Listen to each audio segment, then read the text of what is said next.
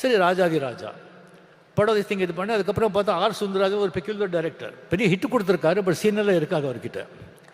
அதே ஒரு வித்தியாசமாக இருந்தது. எனக்கு என்னடா இது அப்படின்னு சொன்னால் அதுக்கப்புறம் பாஸ்கர் கம்ப்ளீட்டு படத்தை பற்றியே பேச மாட்டார், வேறு விஷயந்தான் அவர் பேசுவார்.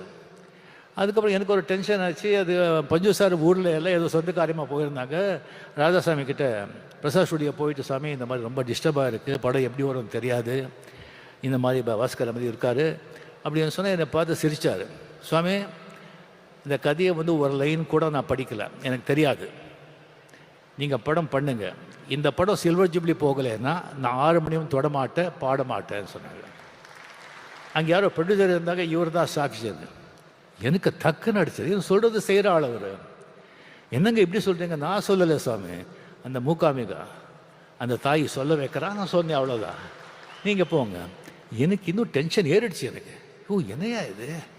அதுக்கு போய் ஊட்டியில் போகிறேன். ஒரு பாஸ்கர் மார்னிங் அப்படியே காதில், ரஜினி நல்ல மழை, இன்னைக்கு ஷூட்டிங் இல்லை, இன்னும் 2 நாள் மழை, மட்டன் குழம்பு இட்லி அப்படின்னு. அந்த மாதிரி எனக்கு 25 வாரம் என்னடா இதுன்னு சொல்லிட்டு எனக்கு ரொம்ப டென்ஷன் ஆகிட்டு, அதுக்கப்புறம் நானே மென்டலி முடிவு பண்ணியிருந்தேன்.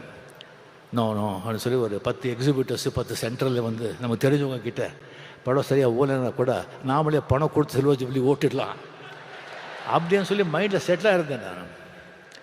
படம் சொன்ன மாதிரி சில்வர் ஜூப்ளிங்க, சில்வர் ஜூப்ளி. என்ன ஒரு நம்பிக்கை, ஒரு கான்ஃபிடென்ஸ். எனக்கு ஒரு கடவுள் நம்பிக்கை இருக்குது. ஆனால் இந்த மாதிரி ஒரு நம்பிக்கை, சரண்டர் சொன்னால் அதெல்லாம் பலிக்கும்.